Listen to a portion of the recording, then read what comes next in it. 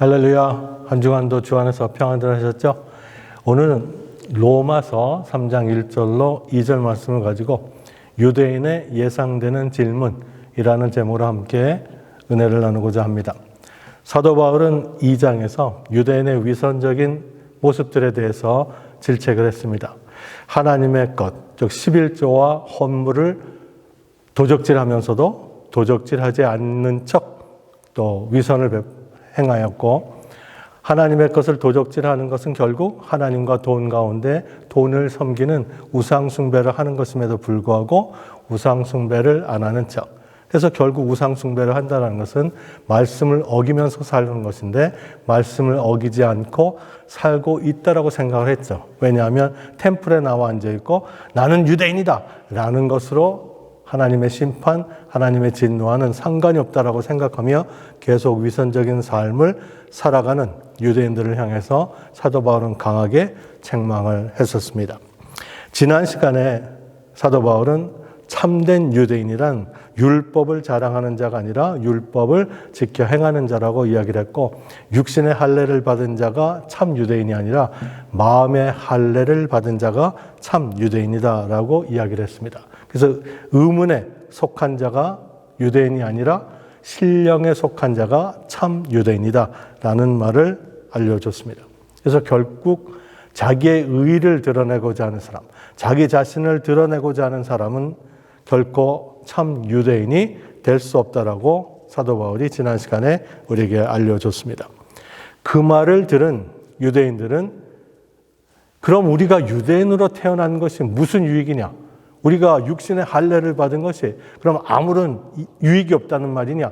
라고 따지듯이 사도 바울에게 질문할 것을 예상하고 사도 바울이 그것에 대한 답을 1절로 2절에서 우리에게 알려줍니다. 1절 말씀입니다.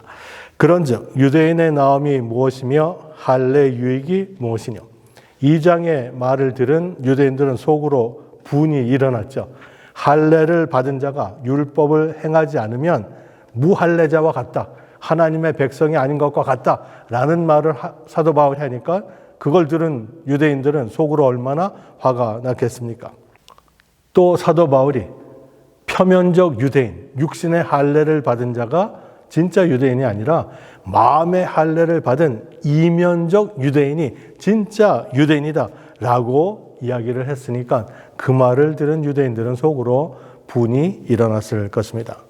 사도 바울 자신도 어떻게 보면 유대인인데 자신도 유대인이면서 유대인이 아무것도 아니다 라고 이야기를 하니까 그러면 도대체 유대인으로 태어난 것이 무슨 유익이 있느냐? 또 8일 만에 할례를 받는 것은 무슨 유익이 있느냐? 아무런 유익이 없다라면 그런 위험, 당시에는 뭐 마취 시설이 좋은 것도 아니고 수술 도구가 좋은 것도 아닌데 그런 위험을 무릅쓰고 할례를 받는 유익이 뭐냐? 왜 할례를 받느냐 그렇다라면? 라고 따지시 질문할 것을 예상한 것이죠. 이제까지 유대인들은 할례가 하나님의 백성된 징표로 알고 있었고 또한 그 할례 받은 것을 아주 자랑스럽게 여기며 살았습니다. 자신들은 하나님의 언약의 신실함을 따라서 유대인이 되었고 할례를 받았는데 그것이 아무 소용이 없다라고 이야기를 하면 결국 사도 바울이 하나님의 언약의 신실함을 부인하는 것이 아니냐라고 질문하고 있는 것이죠. 그 질문에 대한 답이 오늘 2절 말씀입니다.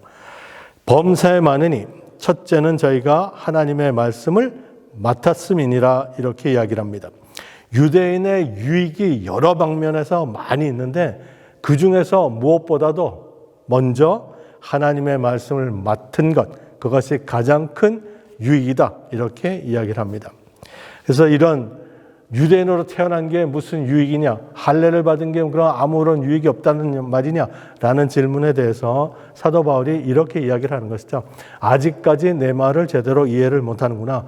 내가 말하고자 하는 것은 유대인이란 사실 그 자체가 자동적으로 유대인을 구원해 주거나 죄에서부터 하나님의 진노에서부터 벗어나게 해주지 못한다는 말이다. 분명히 유대인은 이방인에 비해서 많은 유익을 갖고 있는데 그 중에서 가장 큰 유익이 무엇인가? 바로 유대인들이 하나님의 말씀을 맡았다라는 것이다 라고 대답을 해주죠. 유대인의 특권은 하나님의 말씀을 맡은 것입니다. 특별 계시인 하나님의 말씀을 유대인에게 하나님이 맡기셨어요. 정말 놀랍고 큰 특권이고 유익인 것입니다. 특별 계시인 하나님의 말씀을 통해서 유대인들은 하나님에 대한 지식, 인간의 죄에 대한 지식, 그리고 그리스도에 대한 지식을 알 수 있습니다. 계시가 없다라면 하나님에 대해서 무지할 수밖에 없는 것이죠.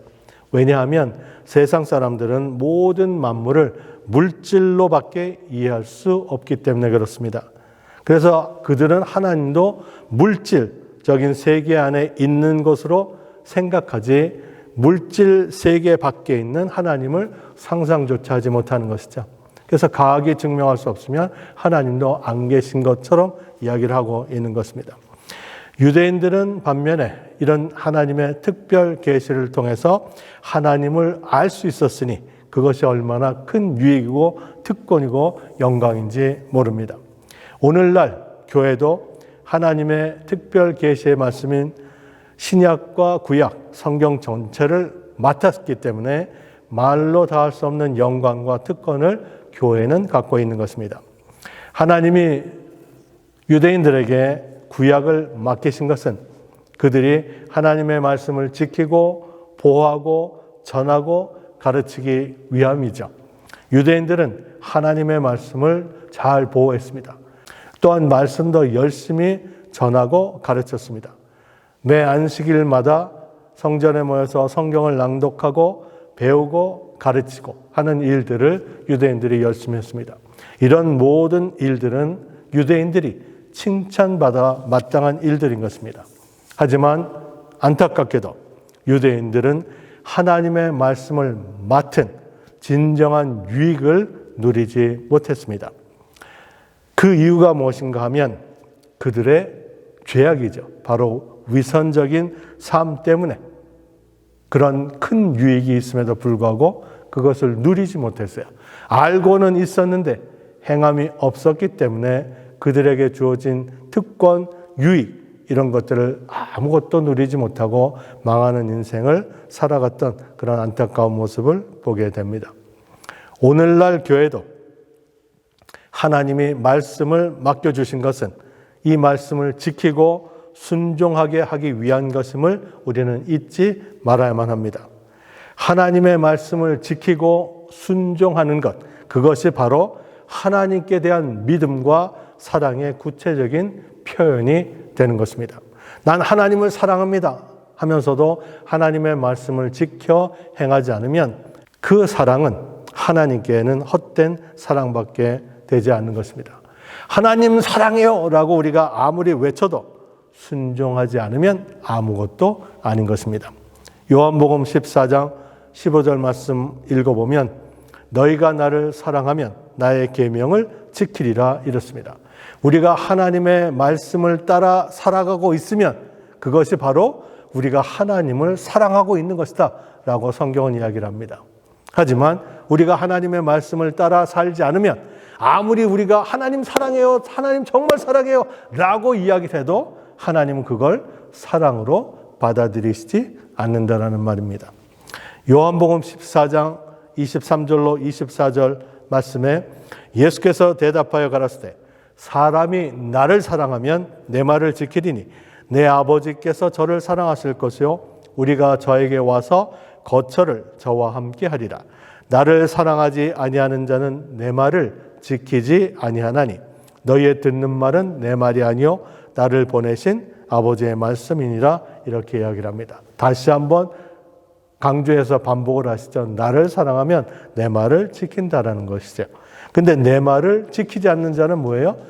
나를 사랑하지 않는 자다라고 예수님이 말씀하고 있습니다. 요한복음 15장 10절 말씀에도 보면 내가 아버지의 계명을 지켜 그의 사랑 안에 거하는 것 같이 너희도 내 계명을 지키면 내 사랑 안에 거하리라 이렇게 말씀합니다. 예수님이 하나님 아버지의 사랑 안에 거할 수 있었던 이유는 단 한 가지죠. 하나님의 계명을 지켜 행하며 살았기 때문이라고 오늘 성경은 가르칩니다. 예수님도 만약 아버지의 뜻대로 이루소서라고 기도하지 아니하고 내 원대로 이루소서 하며 하나님의 말씀을 어기고 내 마음대로 살으셨다면 아버지의 사랑 안에 거할 수 없었다라는 것이죠. 그것이 요한복음 15장 10절의 내용인 것입니다. 사랑하면 순종하게 됩니다.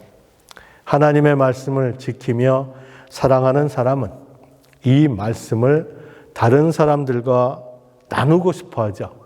전하고 가르쳐 주고 싶어 합니다. 나를 사랑하는 자가 재벌이다. 그러면 그걸 자랑하지 않을 사람이 어디 있겠습니까? 나를 사랑하는 자가 톱 배우다. 그걸 자랑하고 싶지 않은 사람이 누가 있겠습니까? 나를 사랑하는 자가 만왕의 왕이고 만주의 주가 되신다라면 그걸 자랑하지 않고 견딜 수 있는 사람이 어디 있겠습니까? 누구든 다 자랑하고픈 것일 것입니다. 그런데 왜 자랑하지 못합니까? 사랑한 적이 없기 때문에 그렇습니다. 사랑을 모르니 순종도 못하고 자랑도 못하는 것입니다. 단지 이름만 그리스도인일 뿐이죠. 그냥 노미널 크리스찬일 뿐인 것이죠. 영적으로 거듭난 적이 없으면 결코 하나님의 말씀을 지켜 순종하지 못하는 것입니다. 교회라는 곳이 가고 싶으면 가고 가기 싫으면 가지 않아도 되는 것이 절대로 아닌 것이죠. 하나님을 보고 싶으면 가고 보기 싫으면 가지 않는다라는 것이 그런 것을 어찌 사랑이라고 이야기할 수 있겠습니까? 신앙이라는 것은 결코 내 마음대로 하는 것이 아니죠. 우리는 하나님의 종된 신분이기 때문에 주인의 말을 따라 살아가야 되는 것이죠. 내 마음대로 한다면 이미 우리에게 예수님은 하나님은 더 이상 주인이 되지 않는 것이죠. 우리는 우리의 인생을 살아갈 뿐인 것이에요. 우리의 몸뚱아리가 교회에 나와 있다고 해서 그게 내가 하나님의 종된 삶을 살아가고 있다고 생각하면 그건 우리의 착각이라는 것입니다. 하나님은 우리의 이빨린 사랑한다는 소리에 식상하고 계십니다. 야곱처럼 자원해서 힘든 일을 마다하지 않는 것, 그것이 참 사랑이죠. 라헬을 정말로 사랑하니까 그 목동의 일을 하는 것이 얼마나 힘들고 어려운 일입니까? 그런데 그것을 7년, 아무런 보수도 받지 않고 7년을 일하는데 그것이 얼마나 즐겁고 기뻤는지 7년을 7일처럼 여겼다라고 성경은 기록하고 있습니다. 사랑하면 힘든 것이 없는 것입니다. 사랑하면 내 몸이 다 쪼개져서 무너져도 기쁨밖에 남지 않는 것입니다. 예수님이 십자가에서 돌아가시면서 기뻐 돌아가실 수 있었던 것은 우리를 사랑하셨기 때문입니다. 그런데 우리는 교회 나오는 것조차 힘들어하면서도 하나님을 사랑한다라고 이야기를 합니다. 얼마나 코미디 같은 짓을 하고 있는지 모릅니다. 오늘날 그 역할, 유대인들이 하나님의 말씀을 맡았던 그 역할을 교회가 하고 있습니다. 교회는 하나님의 말씀을 받아서 믿고 지키고 순종하며 하나님의 말씀을 전하고 가르치는 그런 역할을 하는 것입니다. 예수 믿는 가정에서 태어났건 불신자 가정에서 태어났건 누구든지 구원을 받으려면 회개하고 예수 믿고 거듭 태어나야지만 되는 것입니다. 마치 유대인의 나음이 무엇이냐라고 질문했던 것처럼 그렇다면 예수 믿는 가정에서 태어난 모태신앙 이런 것들이 아무 유익이 없느냐라고 질문할 수 있는 것이죠. 불신자나 예수 믿는 가정에서 태어난 모태신앙을 가진 사람이나 똑같이 영적으로 거듭나야지만 구원을 받는다라면 예수 믿는 가정에서 태어나는 것이 무슨 유익이 있느냐라고 질문할 수 있는 것이죠. 예수 믿는 가정에서 태어나 교회에 출석하고 있다는 것은 정말 큰 특권이에요. 하나님의 말씀을 늘 가까이 대하고 배울 수 있다는 점에서 엄청난 유익인 것이죠. 신앙의 뿌리가 있기 때문에 창수가 몰아쳐도 흔들리지 않을 수 있는 것이고, 믿는 부모 밑에서, 기도하는 부모 밑에서 자라난 아이들은 멸망하지 않을 수밖에 없는 그런 은혜 가운데 있기 때문에 정말 믿는 가정에서 태어나서 교회를 다닌다는 것은 엄청난 유익인 것입니다. 하나님 말씀을 가까이 할 수 있는 것이 정말 엄청난 유익인 것이죠. 왜냐하면 하나님의 말씀이 우리를 구원하는 하나님의 통로요 수단이기 때문에 그렇습니다. 하나님의 말씀을 가까이 할 수 있다는 것은 이렇게 하나님의 구원의 통로, 은혜의 통로를 더 많이 알아가고 있는 것이기 때문에 말로 다 할 수 없는 유익을 얻게 되는 것이죠. 이런 유익을 가진 유대인이나 그리스도인들이 그런 소중한 유익함을 사용하지 못하고 살아가는 것처럼 불쌍한 거고 안타까운 것이 없는 것입니다. 오늘날에도 세계 수많은 나라들 가운데는 자기 나라 말로 성경책을 갖지 못한 나라도 많습니다. 또한 세계 많은 사람들 가운데는 경제적인 이유 때문에 아니면 정치적인 이유 때문에 자기 성경이라는 것을 한 번도 가져보지 못하고 살아가는 사람도 많습니다. 이런 상황 가운데 우리는 마음대로 성경을 읽고 공부할 수 있음에도 불구하고, 그리고 우리 자신의 언어로 성경을 수도 없이 갖고 있음에도 불구하고 그 성경을 통해서 우리에게 주시는 하나님의 유익과 특권을 누리지 못하고 살아가는 사람이 많다라는 사실입니다. 우리에게 주신 특권과 유익을 누리지 못하며 살아가니 정말 불쌍한 것이죠. 말씀을 지켜 행하면 반드시 하나님이 함께 하시는 체험을 하게 되어 있습니다. 하나님 보고 싶어요. 하나님 만나고 싶어요. 하나님 보여주세요. 이런 기도 필요하지 않습니다. 하나님의 말씀 따라 살아가시면 그 약속을 이루시는 하나님을 언제든지 체험하면서 만나면서 살아갈 수 있습니다. 그것이 말씀을 맡은 자가 누리는 특권 중에 특권인 것입니다. 그 특권이 저와 여러분에게 하나님이 주신 것이에요. 그 특권을 받아 누리는 그런 복된 자가 되셔야만 되는 것이죠. 말씀을 맺습니다. 유대인의 특권이 하나님의 말씀을 맡은 것처럼 우리 믿는 자에게도 하나님의 말씀을 맡기신 것이 얼마나 큰 유익인가, 이것을 깨달아 아셔야만 합니다. 유대인처럼 위선적인 삶, 제약된 삶 때문에 그 특권을 다 잃어버리고 망하는 자가 아니라 말씀을 맡은 것이 얼마나 큰 유익인가를 깨달아 알아서 늘 감사하는 마음으로 하나님의 말씀에 깨어 있는 자가 되셔야만 합니다. 나를 사랑하면 나의 말을 지키리라는 예수님의 말씀을 우리 가슴에 깊이 깊이 담고 하나님이 맡겨주신 말씀의 특권과 유익을 마음껏 누리며 신앙이 성장해가는 복된 자가 되시기를 주의 이름으로 축원을 드립니다. 기도하겠습니다. 살아서 함께 하시는 좋으신 아버지 하나님 감사드립니다. 오늘도 하나님의 귀한 말씀을 통해서 유대인으로 태어난 것이 무슨 유익이냐, 할례를 받은 것이 무슨 유익이냐 라고 질문했던 그 모든 질문에 사도 바울은 유대인으로 태어난 것, 그것은 하나님의 말씀을 맡은 것이기 때문에 그 은혜의 통로요 구원의 수단인 하나님의 말씀을 가까이 대할 수 있다는 것, 그것이 얼마나 큰 특권 중에 특권인가를 깨달아서 저와 우리 사랑의 친구에게 온 성도들이 이제 그 말씀을 맡은 자로서의 특권과 유익을 잘 활용하여서 이제 남은 인생 동안 하나님이 예비하신 그런 복된 삶을 누리며 살아갈 수 있는 우리 모두가 되어줄 수 있도록 도와주시기를 기도드립니다. 늘 말씀에 깨어있는 자가 되어서 위선적이고 제약된 삶이 아니라 진실된 삶을 통해서 하나님께 영광을 돌려드리며 살아갈 수 있는 저희들 모두가 되게 은혜 더하여 주옵소서. 예수 그리스도의 이름으로 기도합나이다. 아멘.